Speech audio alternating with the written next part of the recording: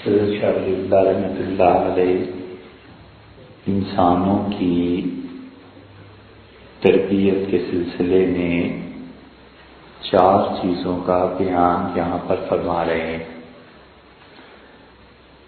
اور ان کا خیال یہ ہے کہ اللہ نے انسانوں کو جو ایک خاص شکل و صورت دی ہے،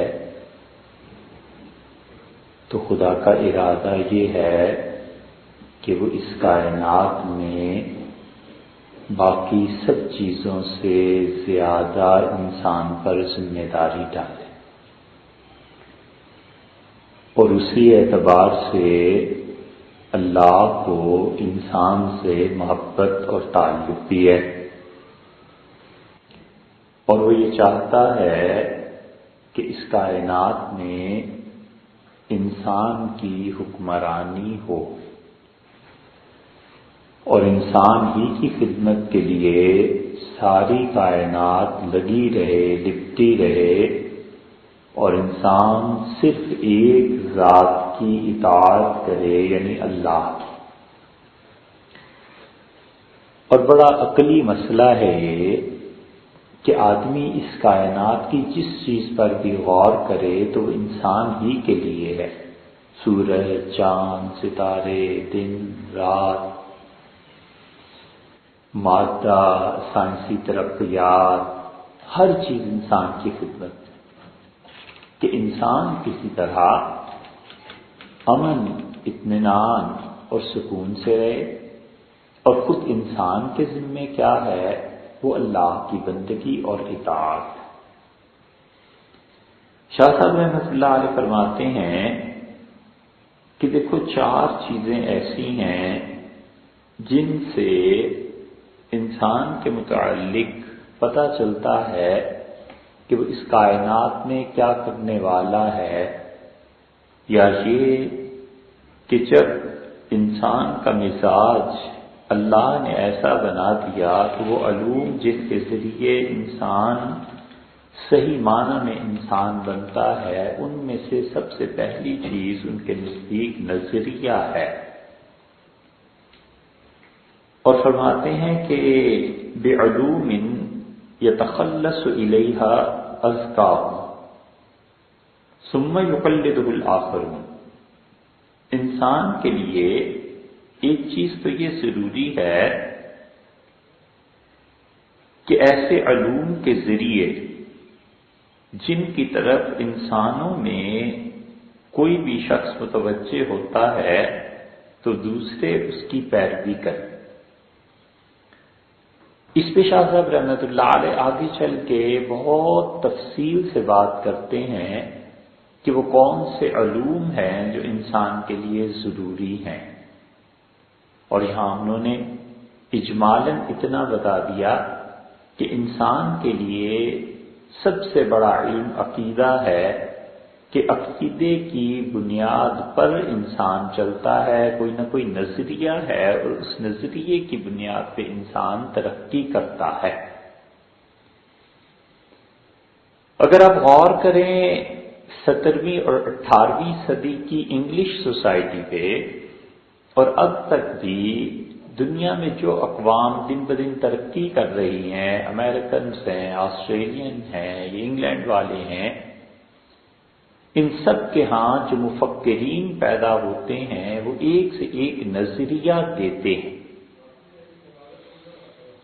مثلا ابھی کچھ عرصہ پہلے پاکستان میں ایک کانفرنس ہوئی، اور انگریز آئے ہوئے تھے، اور انہوں نے کہا کہ ملک میں جس بری طرح لوگ پانی کو تباہ کر رہے ہیں اور پانی کی کمی ہو رہی ہے، اور انڈیا جس طرح پانی کو روک رہا ہے، اگلے 50 سال میں پاکستان پورا بنجر ہو جائے گا، اور یہاں پر ریت ہی ریت ہوگی، پانی نہیں ہوگا۔ یہ ایک نظریہ ہے جو انہوں نے دیا، اور ایسی بہت سی چیزیں ہیں جو وہ کہتے رہتے ہیں۔ ان کا خیال یہ ہے کہ 2050 میں ہمارے ملک کی آبادی 50 کروڑ سے زیادہ ہو جائے گی۔ وہ کہتے ہیں تم اس وقت کیا کرو گے؟ اب یہ ایک نظریہ، ایسے ہی ان کا ایک نظریہ تھا انگلینڈ کے بارے میں، پوری دنیا کے بارے میں، تو وہ نظریات جو ہیں وہ مارکیٹ میں فلوٹ کرتے ہیں، مارکیٹ میں تیرتے ہیں، مارکیٹ میں پیش کرتے ہیں، اور اس نظریے کی بنیاد پر پھر پالیسی بنائی جاتی ہے۔ معاشیات کے کئی نظریے ہیں کہ معاشی طور پہ ملک کیسے بڑھ سکتا ہے، کیسے نہیں بڑھ سکتا۔ میڈیکل میں بہت سے نظریے آئے۔ کچھ صاحبان نے لکھا کہ جن لوگوں کو شوگر ہو جائے انہیں چاہیے کہ دیسی گھی کا استعمال زیادہ کر دیں، کیونکہ دیسی گھی دیر سے ہضم ہوتا ہے۔ ایک نظریہ یہ پیش کر دیا گیا کہ وہ بالکل چکنائی کے قریب نہ جائیں، چونکہ چکنائی جو ہے وہ ہضم ہونے میں دیر لگاتی ہے تو اس مریض کے لیے نقصان دہ۔ البتہ ساری کی ساری قوم اور ممالک جتنے بھی ترقی کرتے ہیں یہ نظریات کی بنیاد پر ترقی کرتے ہیں، کیونکہ جب وہ کھانے پینے اور انسانی ضروریات زندگی سے بنیادی طور پر اوپر اٹھ جاتے ہیں اور یہ چیزیں انہیں اویلیبل ہوتی ہیں، تو جانوروں میں اور انسانوں میں یہیں سے فرق پیدا ہوتا ہے کہ انسان کسی نظریے کسی تھیوری کے ساتھ جینا چاہتا ہے، جبکہ جانور کا یہ حال نہیں ہوتا۔ آپ کے ساتھ جانا نہیں ہے راہل صاحب، جانا نہیں ہے آپ کے ساتھ، اسی لیے عرض کیا۔ تو انسان اور جانور میں یہ فرق ہے۔ کتے کبھی بھی نہیں سوچتے، بلیاں نہیں سوچتی کہ جنگل میں پانی کا کیا ہوگا۔ اگر ہم سب پی رہے ہیں اور ہاتھی نہا رہے ہیں تو نہیں سوچتے کہ پانی گندا ہو جائے گا تو لوگ پیئیں گے کہاں سے۔ انسان نظریے کے تحت نہیں جیتا جب کہ وہ قوم بننے کی بنیادی صلاحیت اس میں ہو، اور جو قوم یہاں ہو انہیں پرواہ ہی نہیں ہوتی کہ کیا ہو رہا ہے اور کیا نہیں ہو رہا۔ اتنا محتاط ہے معاشرہ کینیڈا میں کہ ان کی ایک رپورٹ پڑھ رہا تھا، انہوں نے کہا دنیا بھر میں پانی ختم ہو جائے تو ہم 500 سال تک دنیا کو پانی سپلائی کر سکتے ہیں۔ اس کے باوجود انہوں نے کہا کہ یہ جو عیاشیاں ہیں نا، گاڑیوں کو دھونا اور اس طرح نہانا اور کھلا پانی استعمال کرنا، ختم کرو اسے، یہ نہیں ہو سکتا۔ اور انہوں نے اس کے لیے لاز بنا دیے کہ وہ چیز ہے جو حضور صلی اللہ علیہ وسلم نے فرمائی تھی، اور آپ نے کہا کہ اگر تم دریا کے کنارے پر بھی بیٹھ کے وضو کر رہے ہو تو دیکھو وَلَوْ عَلَىٰ شَطِّ نَهْرٍ جَارٍ، جاری دریا ہے اور اس کے کنارے پر وضو کر رہے ہو تو بھی 3 مرتبہ کے بعد چوتھی مرتبہ اپنے وضو کے عضو کو نہ دھونا، منع فرما دیا۔ پانی کم ہو یا نہ ہو انسان کی عادت بگڑ جائے گی، 10 بار دھوئے گا اور اسے پرواہ ہی نہیں ہے کہ پانی کتنا خرچ ہو رہا ہے اور کیا ہو رہا ہے۔ اس لیے شریعت کا مزاج یہ ہے کہ جو نیچرل چیزیں ہیں انہیں کم سے کم قدرتی ذرائع کو استعمال کیا جائے۔ تو 17ویں 18ویں 16ویں صدی بھی اگر آپ شامل کر لیں تو یہ جتنی ترقی ہوئی نظریات کی بنیاد پر ہوئی۔ اب ایک نظریہ انہوں نے پیش کر دیا کہ 50 سال بعد آپ کا ملک ریت بن جائے گا۔ اب اس پہ اگر زندہ قوم ہوتی تو تحقیق کرتی اور یہ کہہ دیتے کہ یہ سب جھوٹ ہے، اور یہ کہہ دیتے کہ بالکل واقعی ایسے ہو سکتا ہے، لیکن ظاہر ہے کہ یہ جنگ اخبار میں ایک خبر چھپی اور بس ختم، کوئی پرواہ نہیں ہے۔ 50 سال بعد اگر ایسے ہوگا تو کون سا ہم نے جینا ہے اور زندہ رہنا ہے، بس خدا مالک کیا اور خدا کے بھروسے پہ اور اللہ کرے گا۔ یہ ایک آسان جواب ہے جو جاہلوں کو مل گیا ہے کہ اللہ ایسے کر دے گا اور اللہ ایسے کر دے گا، اور اللہ کبھی بھی نہیں کرتا۔ اس لیے کہ اللہ تو جب کرے جب کرامت ہو، اور اللہ تو جب کرے جب معجزہ ہو، اور معجزہ ہو نہیں سکتا، انبیاء علیہ السلام تو نہیں آتے، اور کرامتیں اللہ کے یہاں ایسے نہیں ہوتا کہ ہر آدمی کے کہنے پہ دریا کے رخ گر جائیں اور ہر آدمی کے کہنے پہ ایسے ہو جائے، تو اللہ نے کبھی کرنا نہیں۔ 70 سال ہو گئے حرمین شریفین سے لے کے یہاں تک، کون ہے جس نے دعا نہ مانگی ہو کہ کشمیر کا مسئلہ حل ہو جائے، مگر اللہ اسے حل ہی نہیں کرتا۔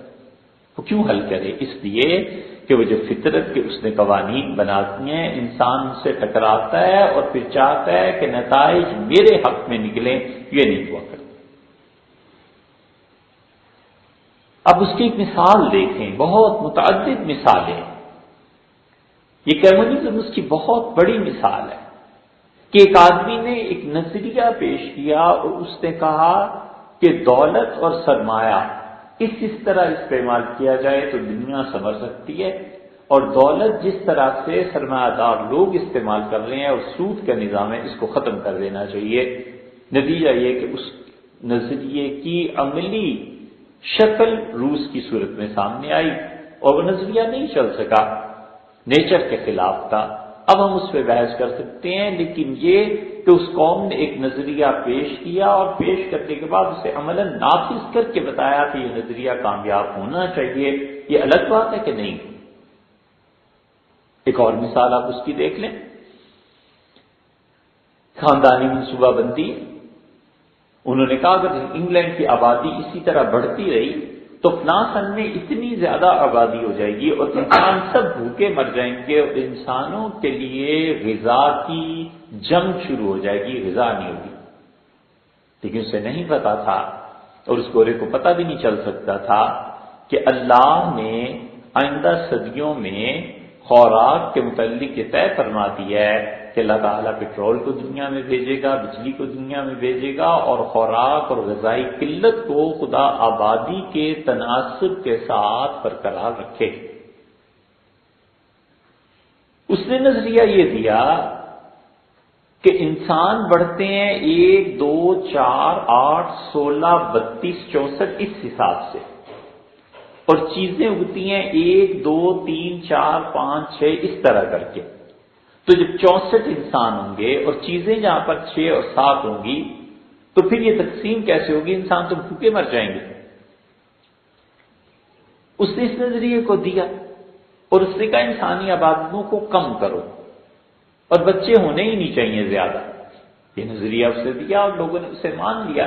جب لوگ اچھی طرح اس نظریے کے قائل ہو گئے اور یورپ پورے نے اس نظریے پہ عمل کرنا شروع کر دیا تو اچانک تبدیلی آئی، بجلی ایجاد ہو گئی، اچانک تبدیلی آئی اور سائنس نے اتنی ترقی کر لی کہ جو زمین فرض کر لیجئے 1 من گندم اگاتی تھی وہ 100 من گندم دینے لگی، تھریشر شروع ہو گئے، مختلف چیزیں شروع ہو گئیں، بے آباد اور بنجر علاقے انہوں نے کام میں لے آئے، سیمنٹ، سریا اور ان چیزوں کے ذریعے انہوں نے دریاؤں کے کناروں کو باندھ کے اپنی زمینیں بچا لیں کہ دریا کتنا اٹھے گا، کتنا اوپر چڑھے گا، زیادہ سے زیادہ اس حد تک آئے گا، اس حد تک پانی اس میں سما جاتا ہے تو ہمیں ساحل کی زمین کو استعمال کرنا چاہیے۔ انہوں نے ان زمینوں کو استعمال کیا اور آج وہ پوری دنیا میں غذائی قلت کا جو نظریہ تھا وہ فیل ہو گیا۔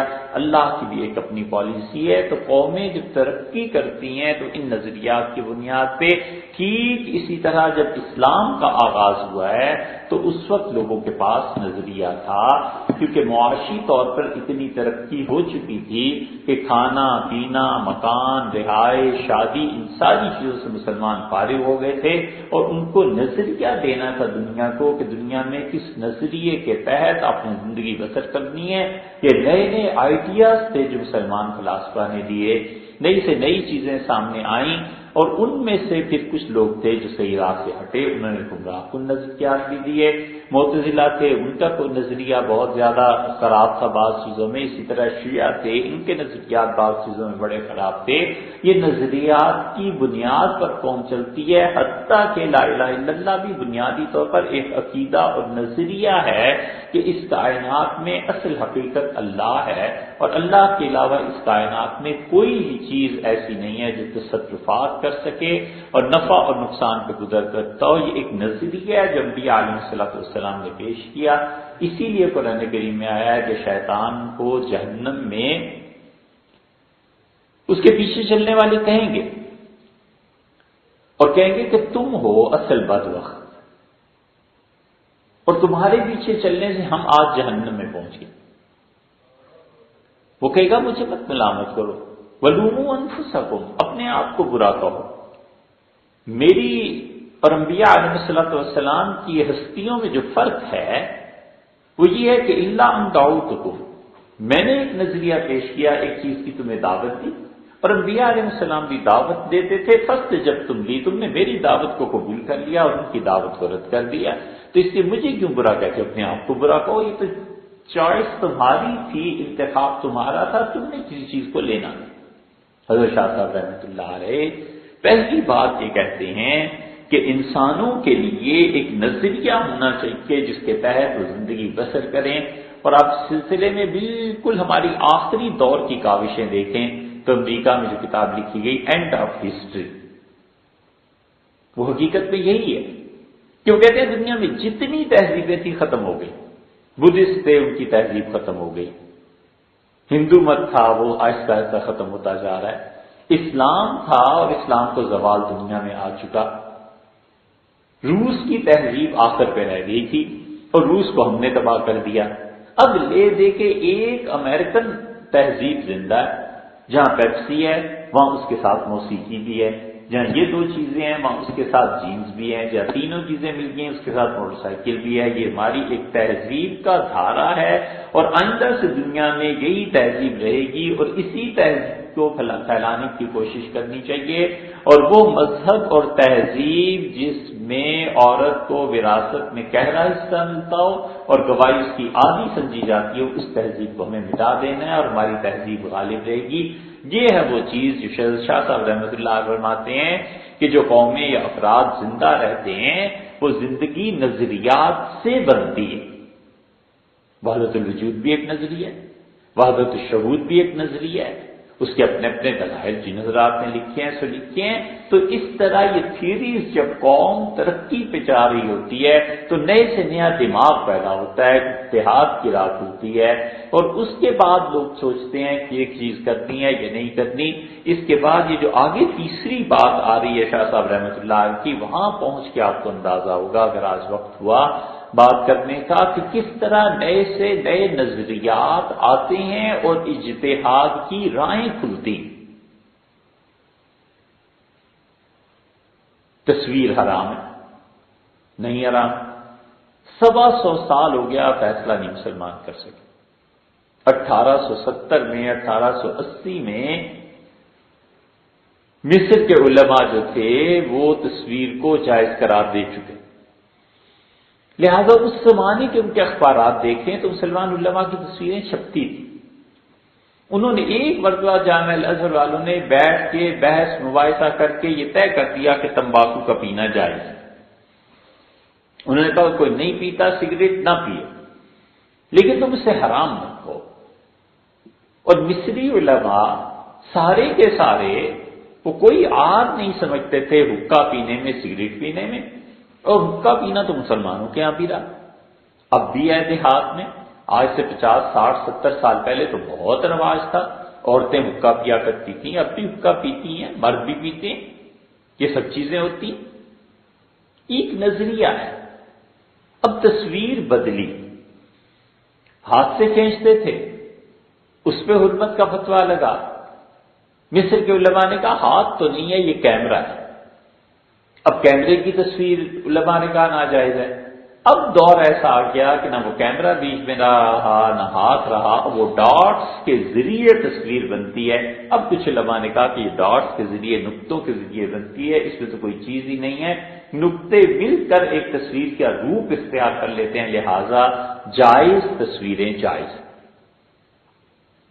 یہ جن لوگوں کا بھی نظریہ ہے، لیکن ایک نظریہ انہوں نے دیا. قومیں اس طرح ترقی کرتی ہیں جب اہل علم پیدا ہوتے رہیں مسلسل اور علم میں ان کے گہرائی آتی جائے تو نئے سے نئے نظریے آتے ہیں اور ان نظریات پر پھر بحث ہوتی ہے.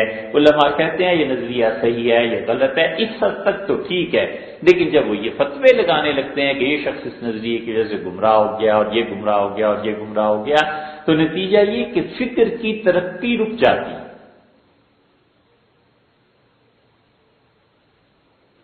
زمخشری کو دیکھیں، صاحب کشاف. زمخشری نے اپنی تفسیر میں اگر حقیقت میں دیکھا جائے تو اللہ تعالیٰ کو بھی نہیں چھوڑا، معاذ اللہ استغفر اللہ، خدا کے متعلق بھی ایسے جملے لکھے ہیں. اور یہ تو زمخشری کی اپنی بالکل عادت ہے کہ جہاں بھی وہ لکھتا ہے، دو مقامات تو ایسے ہیں ہی جہاں سے صاف کہا ہے کہ جبریل امین ان کا درجہ زیادہ تھا، حضور صلی اللہ علیہ وسلم کا درجہ کم تھا. یہ زمخشری اپنی صدی میں لکھ گیا. کہاں لکھا؟ سورہ تکویر میں. اس نے کہا کہ حضور صلی اللہ علیہ وسلم جو تھے ان کا کم درجہ تھا، جبریل امین زیادہ تھے. اور اسی طرح ایک اور مقام پہ بھی اس بات کو امت میں کسی نے مانا نہیں. لیکن آج کوئی یہ لکھ دے تو شام ہونے سے پہلے، صبح کا لکھ دے تو شام ہونے سے پہلے، اور شام کو لکھ دے تو صبح ہونے سے پہلے لوگ سے مار دیں، قتل کر دیں کہ یہ کفر کی حرکت ہے. اس سے زیادہ بدبختی اس کی کیا ہو سکتی ہے؟ اور تقریباً 800-900 سال ہو گئے زمخشری کی کشاف تفسیر سے اب تک کوئی بے نیاز نہیں ہو سکتا. بیضاوی کی ساری تفسیر وہ کیا ہے؟ زمخشری کی کشاف ہی تو ہے، سوائے اس کے کہ بیضاوی رحمۃ اللہ علیہ نے اس میں سے وہ چیزیں نکال دی ہیں جو قابل اعتراض تھیں. باقی زمخشری سے تو اب قیامت تک بھی بے نیاز نہیں ہو سکتا. رازی رحمۃ اللہ علیہ جیسا انسان نہیں بے نیاز ہو سکتا تو اور کون بے نیاز ہوگا؟ بات یہ کرنے کی ہے کہ ایک نظریہ اس نے دیا ہے، اور وہ اجتہاد جو مجتہدین کرتے رہے ہیں وہ اپنی اپنی چیزیں پیش کرتے رہے ہیں، لیکن اس نے اپنے نظریے کو پیش کرنے کے ساتھ تشدد نہیں آیا کہ تشدد یہ ہے کہ دوسرے کو قتل کر دو اور مار دو. اصل کیا ہے اشیاء میں؟ تینوں نظریات ہیں کہ اصل میں ہر چیز حرام ہے اور صرف ان چیزوں کی گنجائش ہے جو اللہ نے اجازت دی ہے. ہر چیز کو حلال اور جائز کرنے کے لیے دلیل کی ضرورت ہے. یہ نظریہ ہے حنبلیوں کا، سعودیہ کے وہابیوں کا. اسی لیے وہ سگریٹ کو حرام قرار دیتے ہیں، نسوار کو حرام قرار دیتے ہیں. اس کے بالکل برعکس دوسرے اینڈ پہ حنفیوں کا نظریہ ہے. حتیٰ کہ بزدوی رحمۃ اللہ علیہ نے، عبدالعزیز بخاری رحمۃ اللہ علیہ نے اجماع نقل کیا ہے اس پہ کہ وہ کہتے ہیں ہر چیز جائز ہے جب تک کہ اس کے حرام ہونے کی دلیل نہ آ جائے. وہ کہتے ہیں ساری جڑی بوٹیاں جائز ہیں جب تک کہ حرام ہونے کی دلیل نہ. وہ کہتے ہیں سارے پرندے جائز ہیں جب تک کہ اس کے حرام ہونے کی دلیل نہ. ایسے ہی خیال میں آ گیا. فتاوی عالمگیری میں لکھا ہے کہ الو حلال ہے. یہ اردو میں آپ اس کا ترجمہ پڑھیں نا. حالانکہ یقینی طور پر الو ان پرندوں میں سے ہے جو درندے ہیں. وہ پنجوں سے کھاتا بھی ہے، پنجے سے شکار بھی کرتا ہے. الو جو طاقتور ہوتا ہے وہ کبھی کبھی چھوٹی چھوٹی بلیوں پر چھپٹ پڑتا ہے. الو معلوم نہیں آپ نے دیکھا کہ نہیں دیکھا؟ نیپال میں الو بہت بکتے ہیں. ہم نیپال گئے ایک مرتبہ تو وہاں پہ کوئی ایک آدمی تھا ہندو، وہ جنگل سے پکڑ لاتے ہیں، بہت ہے الو وہاں. اگرچہ دنیا میں قلت نہیں پائی جاتی مگر وہاں تو بہت ہی زیادہ ہے. تو وہ الو باندھ کے بیٹھا ہوا تھا تو ہم نے الو کو بڑے غور سے دیکھا، جا کے اس کے پنجے ونجے سب چیزیں، کہ فقہا نے اسے حرام لکھا ہے، اس کی وجہ کیا ہے؟ پھر عالمگیری کا مسئلہ یاد آیا کہ عالمگیری نے اسے جائز لکھا ہے. تو الو کی ایک آنکھ ایسی ہے کہ وہ جاگتی رہتی ہے اور ایک آنکھ سوتی ہے. اس لیے انگوٹھی میں اس کی جو آنکھ لگا لی جائے اس کا اثر پڑتا ہے. اس لیے جن لوگوں کو نیند نہیں آتی نا رات، اگر اس کی آنکھ وہ لے لیں جس میں سونے کی تاثیر ہے تو آدمی کو نیند آ جاتی ہے. اور جس کو بہت زیادہ نیند آتی ہے اس کو دوسری آنکھ دے دیں انگوٹھی میں لگا کے تو اسے نیند نہیں آتی. اس الو کی آنکھ کا اثر پڑتا ہے. یہی وجہ ہے کہ حضور صلی اللہ علیہ وسلم نے فرمایا درندوں کی کھال پہ مت بیٹھنا، ایسے نہ ہو کہ تم میں درندگی آ جائے. شیر کی، چیتے کی ان کھالوں پہ بیٹھنے سے منع کیا ہے. اور اسی میں وہ حکمت ہے کہ آپ دیکھیں پرانے زمانے کے جو بزرگ تھے نا، یہ بکری کی کھال پہ بیٹھا کرتے تھے، بکرے کی، دمبے کی کھال بچھا کے اس پہ بیٹھا کرتے تھے. اس کی وجہ یہ تھی کہ بکری میں جو عاجزی ہے، مسکین پنا ہے، اس کا مسکنت ہے، وہ اس میں آ جائے. یہ جو الو عالمگیری نے فتاوی عالمگیری میں جائز لکھا گیا، یہ اصل میں بات یوں نہیں ہے. کیونکہ الو تو یقینی طور پر ایسا جانور ہے کہ وہ پنجوں سے شکار بھی کرتا ہے، مارتا بھی ہے چھوٹے چھوٹے جانور. وہاں پہ لفظ آیا ہے بوم، اور بوم کہتے ہیں عربی میں ان چیزوں کو جو رات کی تاریکی میں باہر نکلتی ہیں. تو اصل ترجمہ یہ ہونا چاہیے تھا کہ رات کی تاریکی میں جو حشرات الارض جو چیزیں باہر نکلتی ہیں اور جانوروں کا شکار کرتی ہیں وہ حرام ہے۔ اب جو ترجمہ کرنے والا تھا وہ فقہ تو نہیں جانتا تھا، تو اس نے ڈکشنری کھول کے دیکھی، اس میں بوم کا معنی الو لکھا ہوا تھا، اس نے ترجمہ الو سے کر دیا۔ اب حالانکہ اسے ترجمہ کرنا یہ تھا کہ رات کے وقت جو درندے نکلتے ہیں شکار کرنے کے لیے ان کا کھانا حرام ہے، اور ان میں سے ایک قسم الو کی بھی ہے کہ الو رات کو شکار کے لیے نکلتا ہے۔ اس نے ترجمہ جو غلط کیا تو اب تک لوگوں میں غلط ترجمہ آ رہا ہے کہ یہ پوچھتے ہیں کہ جی الو جائز ہے، لوگ کہتے ہیں عالمگیری میں جائز لکھا ہے، عالمگیری والے اتنے بڑے فقہا اسے کیسے جائز لکھ سکتے تھے؟ وہ ترجمے کی غلطی ہے۔ تو ہوتا اس طرح سے ہے کہ قومیں نظریات کے ساتھ چلتی ہیں۔ اب یہ زمخشری رحمت اللہ علیہ کہیں یا نہ کہیں، ہمارے حضرات نہیں کہتے، اس لیے وہ کہتے ہیں وہ معتزلی ہے، کیسے اس کے لیے دعا کریں کہ رحمت اللہ علیہ اللہ کی اس پہ رحمت ہو؟ اور کچھ کہتے ہیں کہ بہرحال اس کے نظریات تھے لیکن اس کے ساتھ تشدد نہیں تھا کہ وہ جبرن کسی پہ اپنا نظریے کو نافذ بھی کریں کہ یہ مانو وگرنہ تمہاری خیر ہے، یہ نہیں کرتے تھے۔ یہ تو بہت بعد میں آیا ہے جب علم کی گہرائی نہیں رہی، اور جب علم گہرا تھا مسلمانوں کا، روز نیا نظریہ آتا تھا، بحث ہوتی تھی، قبول کرتے تھے، رد کرتے تھے، اجتہاد ہوتا تھا، اجتہاد کی خطا بیان کی جاتی تھی، کہتے تھے یہ صحیح ہے یہ غلط ہے۔ تو جتنی اشیاء دنیا میں پائی جاتی ہیں یہ نظریہ ہے کہ سب کی سب حرام ہے جب تک کہ دلیل نہ ہو۔ حنبلیوں کی، حنفی فقہا بالکل دوسری طرف کھڑے ہیں، وہ کہتے ہیں سب کی سب جائز ہیں جب تک کہ اس کے حرام ہونے کی دلیل نہ ہو۔ وہ کہتے ہیں تمباکو کے حرام ہونے کی آپ کے پاس کیا دلیل ہے؟ ایک جڑی بوٹی تو ہے، جائز ہے۔ ہاں آپ نہ اجازت دیں بچوں کو، وہ اخلاقی معاملہ ہے، وہ آپ کا الگ مسئلہ ہے، لیکن بنیادی طور پر یہ حرام نہیں ہے۔ تیسرا موقف فقہا نے کیا ان کا توقف ہے، نہ ہم حرام کہہ سکتے ہیں نہ حلال کہہ سکتے ہیں، سوچیں گے کہ کیا چیز پیش کی جا رہی ہے، اس کے بارے میں کیا فتویٰ ہونا چاہیے۔ توقف کے اس جملے کو بعض لوگوں نے کہا حنفیہ کا موقف یہ ہے، لیکن حنفی فقہا کا موقف یہ نہیں، حتیٰ کہ صاحب باب الرائق رحمۃ اللہ علیہ کہتے ہیں مجھے پوری حنفی فقہ میں ایک مثال ایسی نہیں ملی جس کے ذریعے ثابت ہو سکے کہ حنفیوں کا موقف توقف کا، ابن نجیم جیسے آدمی کو نہیں ملی اور کسی کو پھر کیا ملے گی، نہ وہ اتنے بڑے فقیہ تھے۔ تو اس لیے یہ نظریات ہیں جو آتے ہیں اور نظریے کے ساتھ لوگ زندگی کو بسر کرتے ہیں، نظریے کے ساتھ چلتے ہیں۔ دوسری چیز شاہ اللہ صاحب رحمۃ اللہ علیہ کہتے ہیں وہ شریعت و بشریعت، اور ایک شریعت ہونی چاہیے جو معارف ربانیہ پر مشتمل ہو، ایک، اور اس شریعت میں تدبیرات ارتفاقیہ ہو۔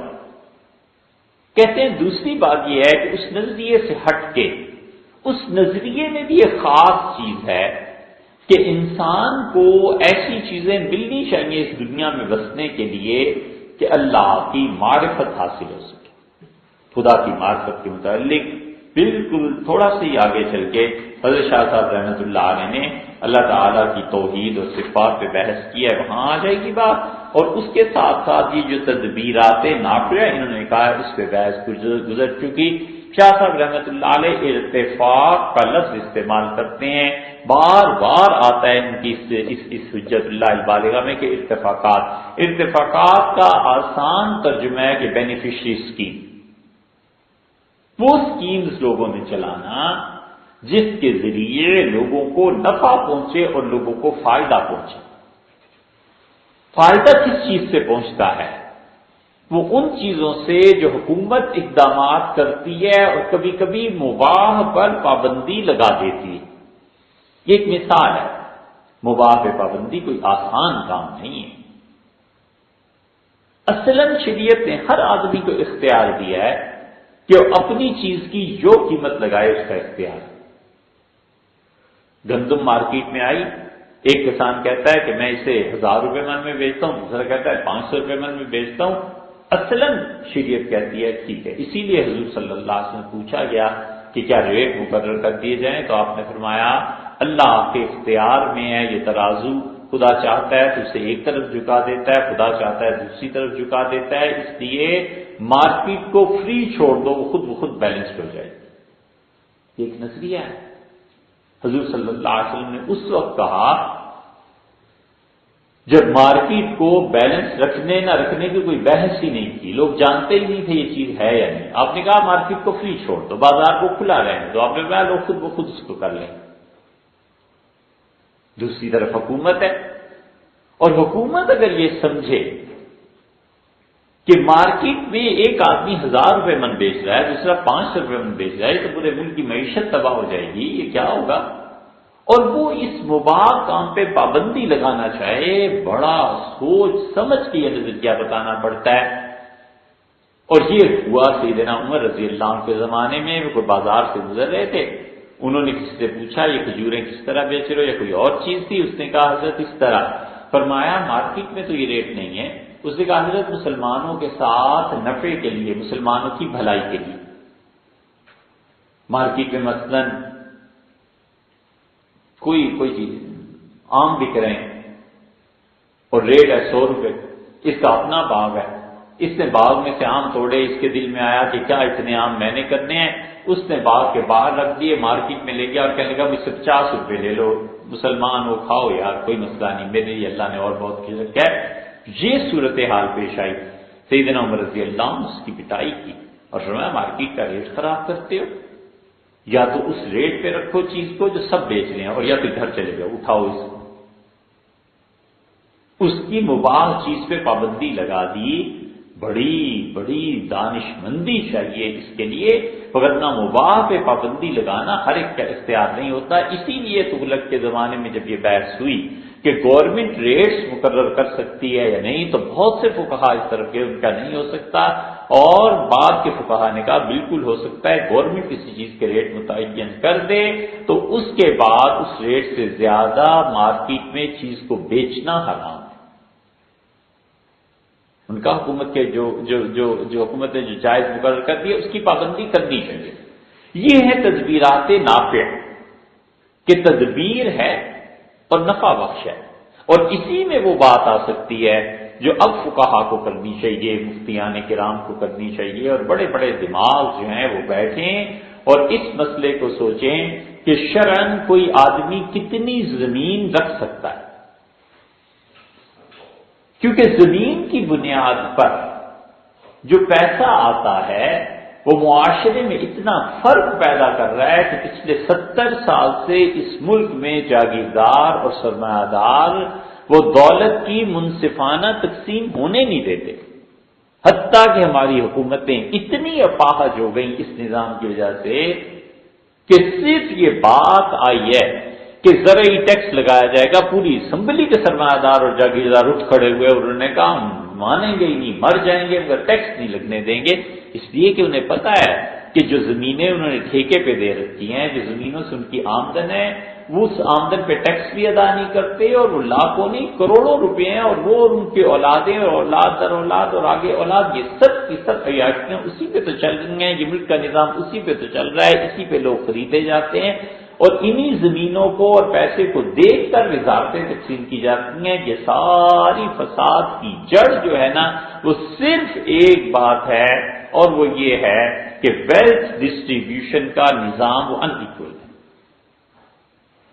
اب کتنی ہونی چاہیے زمین کسی آدمی کے پاس، اب بیٹھیں اور اس پہ اجتہاد کریں، اس پہ بحث کریں کہ ہمارے ملک کی حالات کے تناظر میں یہ زمینوں کا نظام ٹھیک چل رہا ہے، اگر کہتے ہیں ٹھیک ہے تو ٹھیک ہے، اگر کہتے ہیں غلط ہے تو پھر کتنا ہونا چاہیے، تاکہ سرمایہ داری کو اس ملک میں جو بے لگام چھوڑ دیا گیا ہے اس پہ لگام پڑے، اور لوگوں کو پتا ہو کہ کتنا ٹیکس ادا کرنا ہے اور کیا چیز کرنی ہے۔ آپ انگلینڈ میں جائیں اگر اور دیکھیں، انگلینڈ کی کتنی جگہ ایسی ہیں جہاں پر سارے گھر انہوں نے بالکل برابر ایک طرح کے بنائے ہوئے ہیں، کوئی جان ہی نہیں سکتا کہ یہاں پر کتنا بڑا سرمایہ دار رہتا ہے اور کتنا نہیں رہتا، زیادہ سے زیادہ اس کی گاڑی سے کچھ اندازہ ہو سکتا ہے کہ یہ آدمی پیسے والا ہے یا نہیں ہے، باقی کوئی چیز ایسی نہیں ہے جو ایک سے دوسرے کو ممتاز کرے، اس لیے کہ ٹیکس کا نظام ٹیکسیشن کا بہت باندھ کے انہوں نے رکھا ہوا ہے، اور اسی لیے ہم یہ کہتے ہیں کہ ان ممالک میں ٹیکس کو چھپانا گناہ ہے، یہ تدبیرات نافع ہیں، اس میں بھی شاہ صاحب رحمۃ اللہ نے پورا چیپٹر آگے باندھا ہے، وہاں چل کے بات ہوگی۔ تیسری چیز شاہ صاحب رحمۃ اللہ کہتے ہیں کہ جو انسانیت کے لیے ضروری ہے تبحث عن الاعمال الاختیاریہ، اللہ تعالی نے انسان کو ایسے رکھا ہے کہ وہ کچھ قوانین کے تحت زندگی بسر کرے اور انسان کے ان اعمال پہ بحث کی جائے جو اس کے اختیار میں ہیں، الی الاقسام الخمسہ، اور وہ 5 قسمیں ہیں، من الواجب والمندوب الیہ والمباح والمکروہ والحرام، اور 5 قسمیں یہ ہیں کہ آدمی اپنے کاموں کو ان 5 قسموں میں سے کس قسم میں رکھ رہا ہے، یا تو وہ کام واجب ہیں، یا یہ کہ وہ نفل کے درجے میں ہے، یا وہ مباح ہیں، یا مکروہ ہیں، یا حرام ہیں۔ یہ 5 چیزیں ایسی ہیں جو انسانوں کی زندگی کو مرتب کرتی ہیں، تو انسان کو چاہیے کہ وہ ان 5 دائروں کے اندر رہے تاکہ اس میں انسانیت پیدا کی جا سکے۔ ایک ہے حاکم، اور حاکم کون ہے؟ اللہ کی ذات ہے یا حضور صلی اللہ علیہ وسلم بھی حاکم ہیں؟ اس میں کی ہے بحث بہت۔ کیا رسول اللہ صلی اللہ علیہ وسلم کو یہ اختیار تھا کہ وہ کسی چیز کو حرام قرار دے دیں، کسی چیز کو جائز قرار دے دیں؟ حنفی فقہا کا جو مفتبہی قول ہے فواتح الرحموت میں، وہ کہتے ہیں سوائے اللہ کے حقیقت میں حاکم کوئی نہیں۔ کہتے ہیں خود رسول اللہ صلی اللہ علیہ وسلم کو یہ اختیار نہیں تھا کہ اپنی مرضی سے کسی چیز کو حرام اور حلال کہہ دیتے، یہ صرف اور صرف اللہ کا اختیار ہے۔ جتنی احادیث میں آتا ہے کہ حضور صلی اللہ علیہ وسلم یہ چیز حرام ہے، یہ نہ کرو، یہ کرو، وہ در حقیقت خدا کی طرف سے وحی تھی، یا کسی کے پوچھنے پہ جو جواب دے دیا تو اتنی تیزی سے وحی آتی تھی، حکم دل میں ڈالا جاتا تھا، اور دل میں ڈالنے میں کون سا کوئی وقت لگنا تھا، وہ اللہ کی طرف سے آتی تھی اور اب سے حلال یہ جائز یا ناجائز فرما دیتے تھے۔ حنفیہ نے اس پہ زور دیا ہے، فواتح الرحموت میں علامہ ملا عبدالعلی صاحب رحمۃ اللہ علیہ نے اس پہ۔ احمد رضا خان صاحب نے مستقل ایک رسالہ لکھا ہے، اور اس میں وہ کہتے ہیں کہ اللہ بھی شارع ہے، اللہ تعالیٰ بھی حکم دیتا ہے، اور رسول اللہ صلی اللہ علیہ وسلم کو بھی یہ اختیار تھا کہ کسی چیز کو حلال یا حرام قرار دے۔ قرآن کہتا ہے اِنِ الْحُكْمُ إِلَّا لِلَّهِ، لوگوں اللہ کے علاوہ کسی کا حکم نہیں چلے گا۔ اسی لیے اللہ تعالیٰ نے یہ فرمایا کہ وَمَن لَّمْ يَحْكُم بِمَا أَنزَلَ اللَّهُ، اور وہ لوگ جو اللہ کے اتارے ہوئے قانون کے مطابق فیصلے نہیں کرتے، فَأُولَٰئِكَ هُمُ الْفَاسِقُونَ، وہ فاسق ہیں، بدلے درجے کے گناہ گار ہیں۔ دوسری جگہ فرمایا أُولَٰئِكَ هُمُ الظَّالِمُونَ، وہ ظالم ہیں۔ یہودیوں کے متعلق فرمایا کہ جو ہم نے انہیں قوانین دیے تھے اور یہ یہودیوں نے ہمارے قوانین کے مطابق فیصلے نہیں کیے تھے، أُولَٰئِكَ هُمُ الْكَافِرُونَ، یہ سب کافر ہیں۔ یہ اس لیے ارشاد فرمایا گیا کہ وہی ہے جو فیصلہ کرے گی کہ کس کا کیا حق بنتا ہے۔ اگر حاکمیت اعلیٰ اللہ کو نہ مانا جائے اور حاکمیت اعلیٰ معاذ اللہ عقل کے حوالے کر دی جائے، تو عقل تو پھر وہ فیصلے کرے گی جو اب پوری دنیا میں تباہی مچے گی۔ کوئی پوچھنے والا نہیں۔ عقل کی بنیاد پہ ڈرون حملے بھی ہیں، عقل کی بنیاد پہ یہ چیز بھی ہے، یہ چیز بھی ہے۔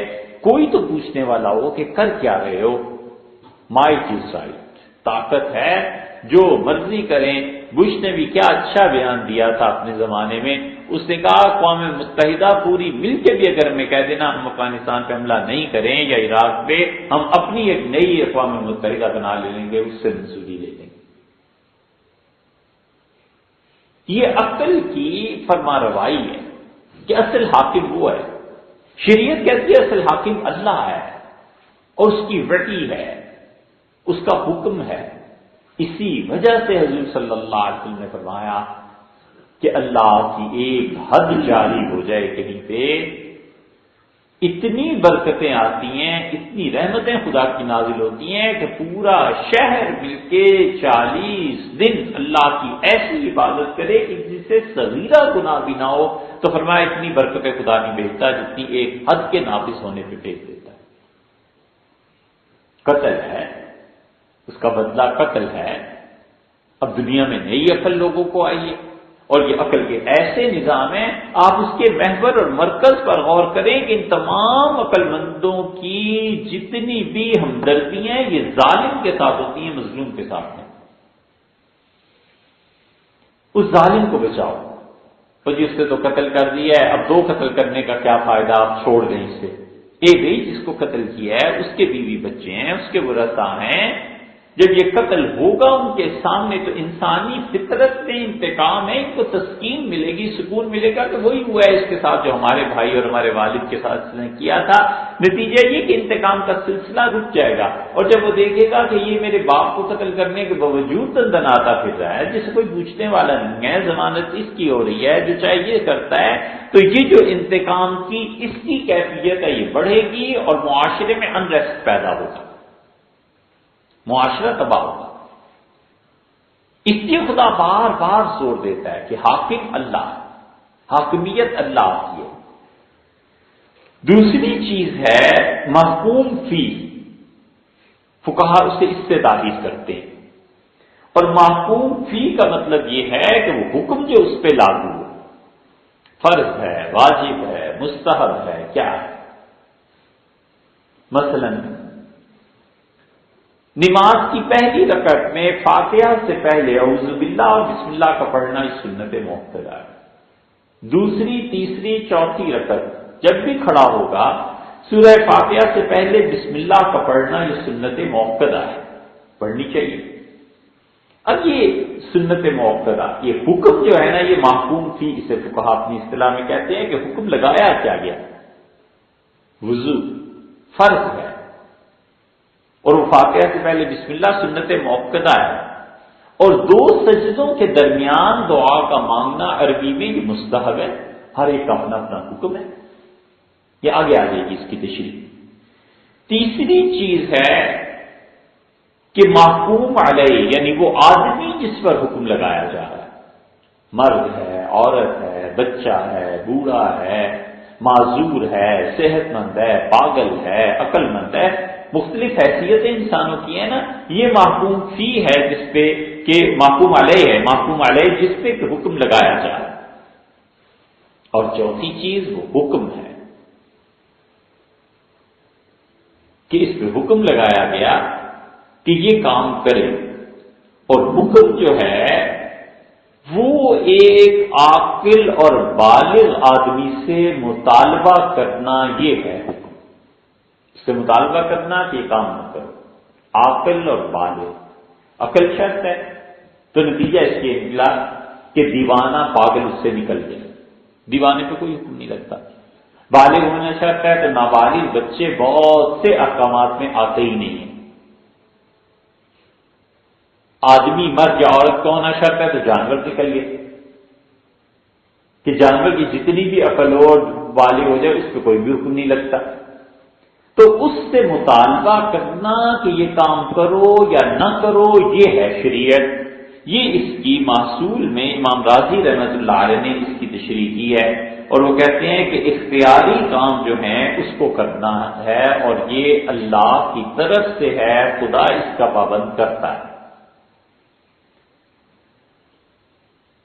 اور اس کو توضیح طلبی میں بڑا اچھا انہوں نے لکھا ہے، اور پھنستے ہیں یہاں آ کے کہ جب آپ یہ کہتے ہیں کہ حکم صرف اللہ کا ہے تو مجتہد جب اپنے اجتہاد سے قیاس کے ذریعے کوئی حکم ثابت کرتا ہے تو جو حکم ثابت کر رہا ہوتا ہے، قیاس جو حکم دے رہا ہوتا ہے، یہاں پہ پہنچ کے اللہ کی حاکمیت پھر کہاں چلی گئی، وہ تو قیاس سے ثابت کیا۔ اور صاحب توضیح رحمۃ اللہ علیہ بڑی ذہانت میں اس سے نکلے ہیں، بڑے آرام سے نکل گئے ہیں، انہوں نے بڑا اچھا جواب دیا ہے۔ وہ کہتے ہیں کہ قیاس سے ہم حکم لگاتے نہیں ہیں، بلکہ جو چھپا ہوا حکم تھا ہم اسے ظاہر کرتے ہیں، قیاس حکم کو ثابت نہیں کرتا، قیاس حکم کو ظاہر کرتا ہے، اور قیاس کے اللہ نے بھی کام لیے۔ یمن کے عیسائی آئے اور انہوں نے حضرت رسالت میں آپ صلی اللہ علیہ وسلم سے کہا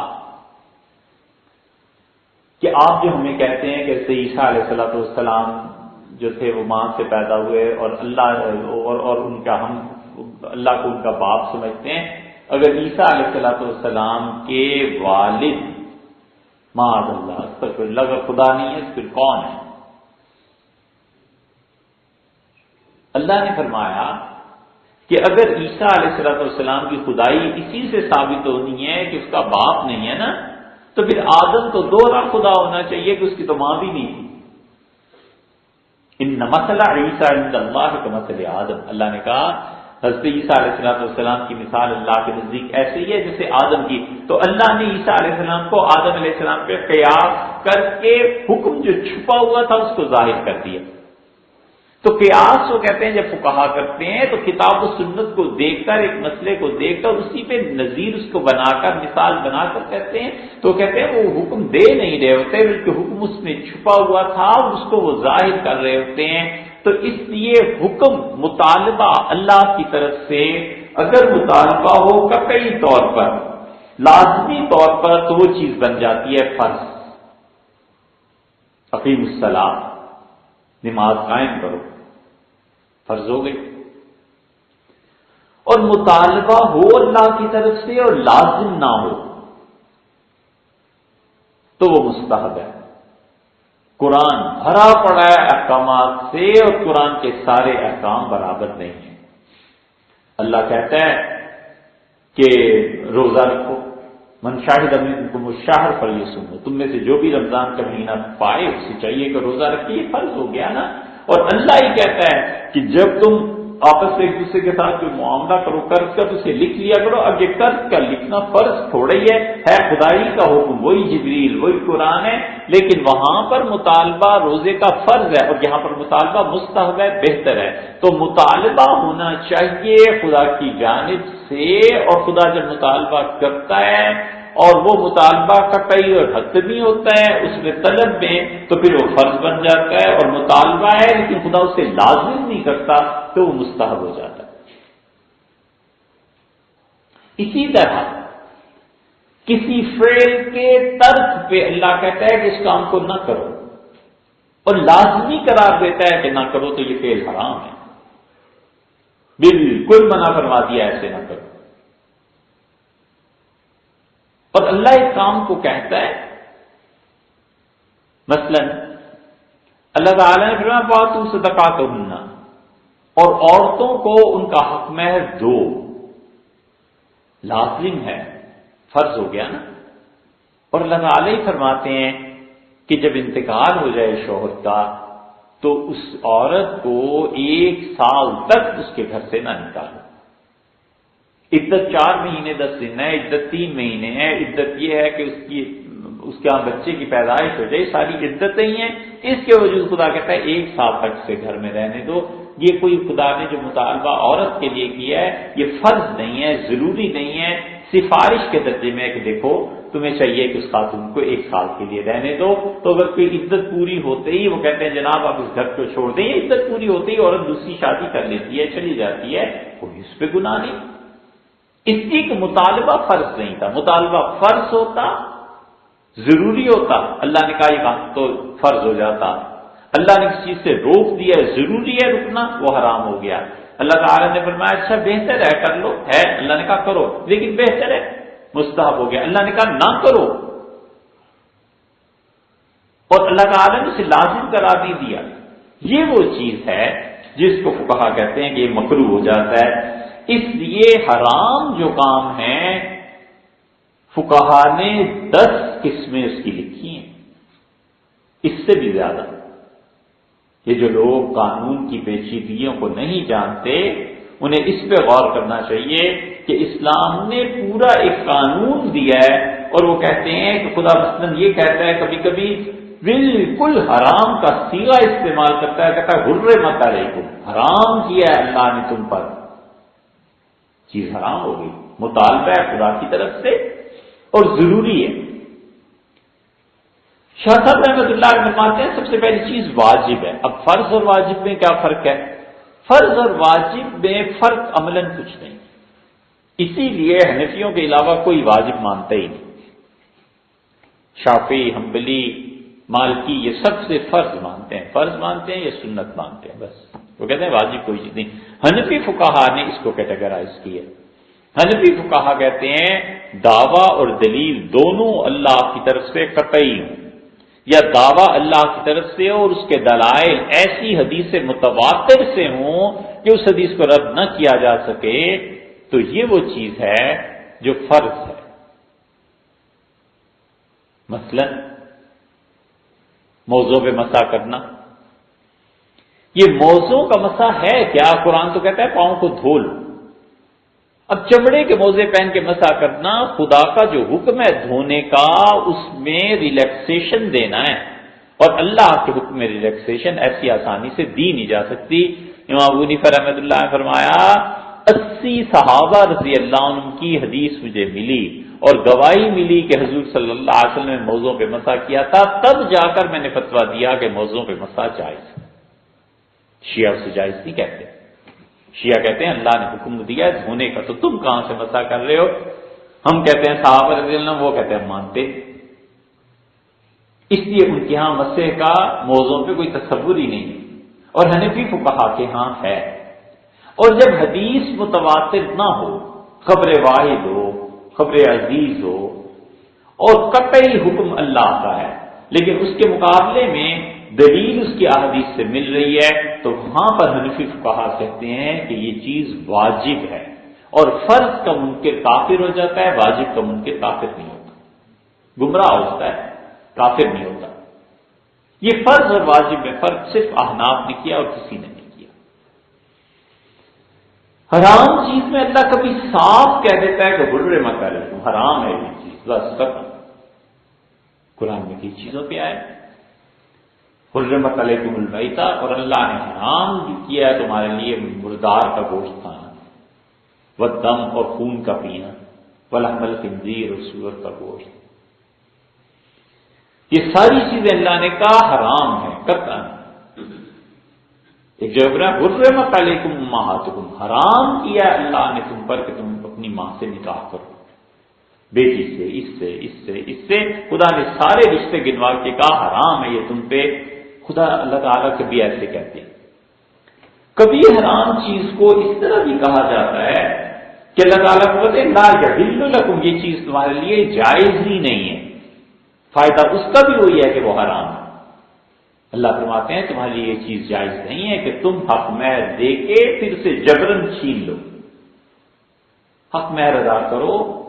فَإِنْ لَكُمْ، اور اگر تمہاری بیوی اس حق مہر کے پیسے تمہیں لوٹا دیتی ہے، فَكُلُوهُ هَنِيئًا مَرِيئًا، بڑے اطمینان سے خوشی کے ساتھ اس پیسے کو استعمال کر لو، کھاؤ پیو، وہ تمہارا اپنا مسئلہ ہے.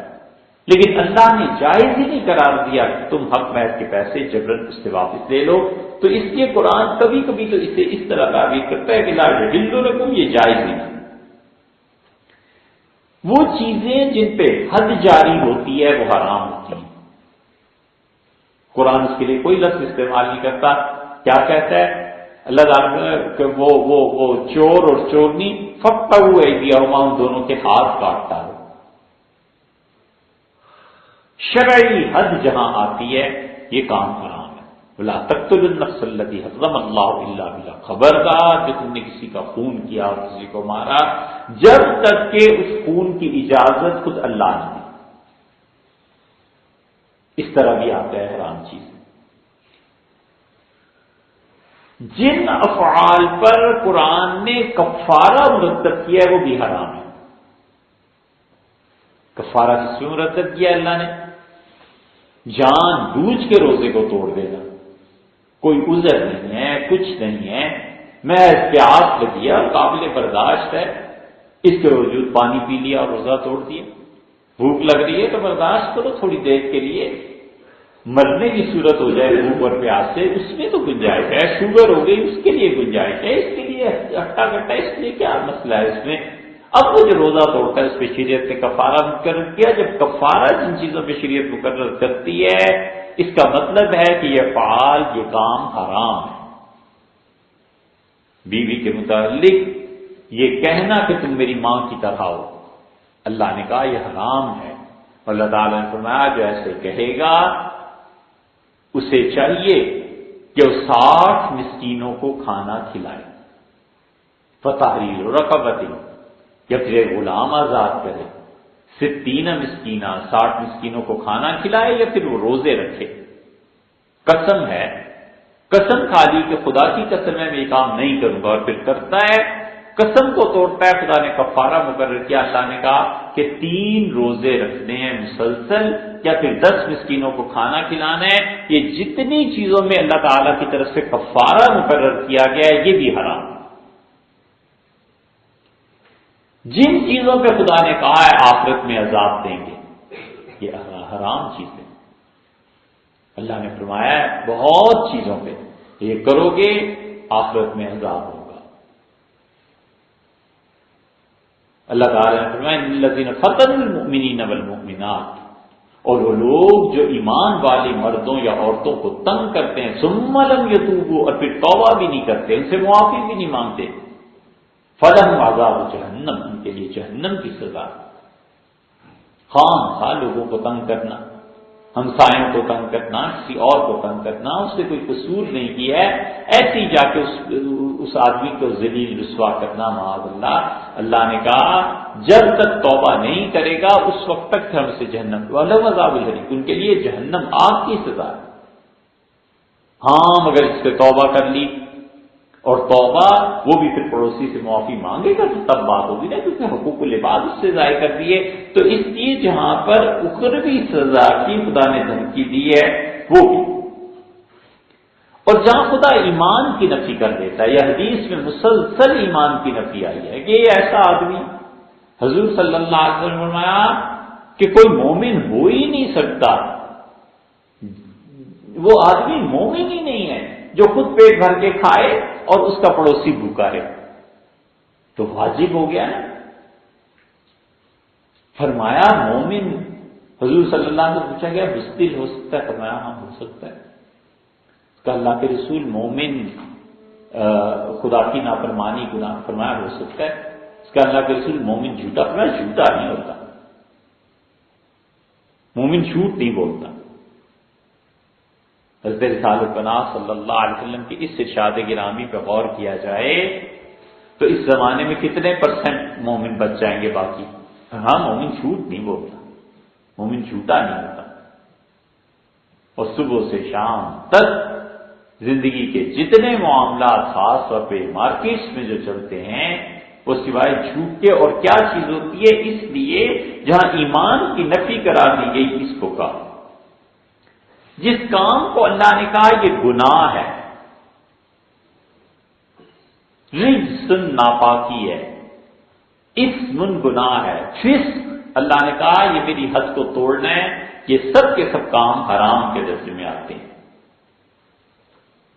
کہیں اللہ حرام کے لیے یہ کہتا ہے نہ کرو، اجتنبوا قول الزور، دیکھو جھوٹ نہ بولنا۔ یہ جھوٹ اتنی خطرناک چیز ہے کہ قرآن نے 2 چیزوں کو جمع کر دیا ہے۔